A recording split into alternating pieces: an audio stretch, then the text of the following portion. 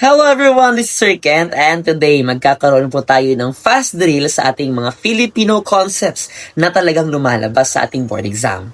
Handa ka na bang matuto? Let's start. Now, sino po yung tinaguriang ama ng wikang pambansa? High yield po ito sa ating board exam. It's Manuel L. Quezon. How about sino po yung tinaguriang ama ng balarilang Pilipino? It's Lope K. Santos. How about ama ng panitikang Pilipino? It's Francisco Balagtas.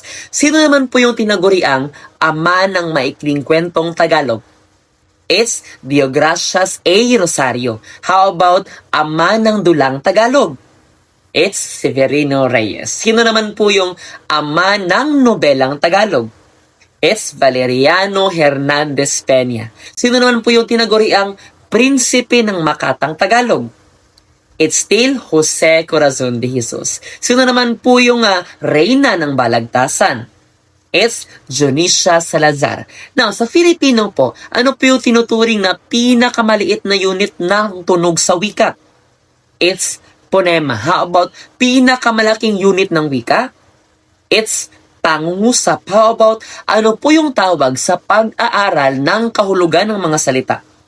It's semantika. Ano naman po yung pag-aaral ng wastong pagbuo ng salita? It's morpolohiya. Ano naman po yung tawag doon sa pag-aaral ng tunog ng wika? Kapag tunog, ponolohiya. Ano naman po yung pag-aaral ng kayarian ng pangungusap? It's syntaxis. How about ano po yung salitang ugat na nilalapian? Tawag po dyan, salitang may lapi. Ano naman po yung tawag doon sa pangkat ng mga salitang may buong diwa, ngunit hindi ganap na pangungusap? Titawag natin dyan, it's parirala. How about bahagi ng maikling kwento na nagpapakilala sa tauhan at ng tagpuan? Sagot natin, panimula. How about ano po yung pinakakapanabik na bahagi ng banghay o ng kwento? Tawag dyan, kasukdulan. Ano naman po yung tawag doon sa bahagi ng banghay na naglalahad ng kalutasan ng suliranin? It's kakalasan. How about ano po yung tinaguriang pinakamatandang anyo ng panitikan na pasalita? Tawag natin dyan, karunungang bayan. How about panitikang may sukat at may tugma?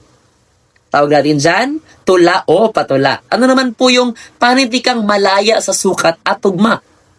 It's tuluyan. How about ano po yung tawag doon sa epikong bayan ng mga Maranao? Correct answer, Daranggen. How about epikong bayan ng mga Ilocano? Ang sagot, ang napakasikat na biyag ni Lamang. How about ano po yung tawag doon sa tula na may 14 na taludtod? Sagot, soneto. How about ano po yung teoryang pampanitikan na nakatuon sa karanasan ng tao? It's humanismo. Ano naman po yung teoryang pampanitikan na nakatuon sa pagkakapantay-pantay ng kasarian? Sagot natin, feminismo. How about ano po yung teoryang pampanitikan na tumatalakay sa tunggalian ng uri sa lipunan? Correct answer, Marxismo. Now, ano po yung unang nobelang panlipunan sa Pilipinas? It's Banaag at Sikat. At ito, panghuling tanong, ano po yung sinaunang sistema ng pagsulat ng mga Pilipino? Correct answer, na talagang lumalabas sa ating Gen Ed, it's baybayin. That's it for our fast deal sa ating Filipino concepts. This is Sir Ken. God bless everyone.